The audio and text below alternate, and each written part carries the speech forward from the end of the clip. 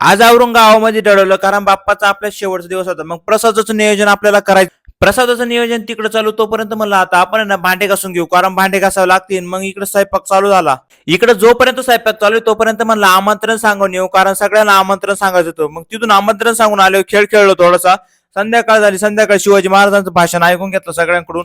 मित्रांना फटाकडा आणला मग काय लगेच पेटवला बावला. मग दमच नाही. मग काय त्याला म्हणलं आता नाही वाजवायचं, संध्याकाळी वाजवायचंय, माणसाला जेवायचं अजून तू कोण येड्यावानी करायला. तो म्हणे नाही नाही फक्त ट्राय घेऊन पाहतोय वाजवतो का नाही. मित्र म्हणे फटाकडा चांगलाच वाजवतो आणि डीजे पण चांगला वाजवतोय म्हणे. ट्रायल घेऊन पाहिलं म्हणे आता दोन्हीच.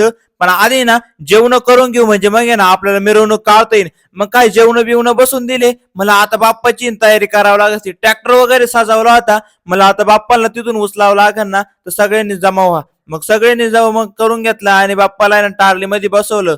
जाताना थोडं दुःख झालं पण बाप्पाला दरवेळेस जावंच लागत त्यांच्या घरी. त्याच्या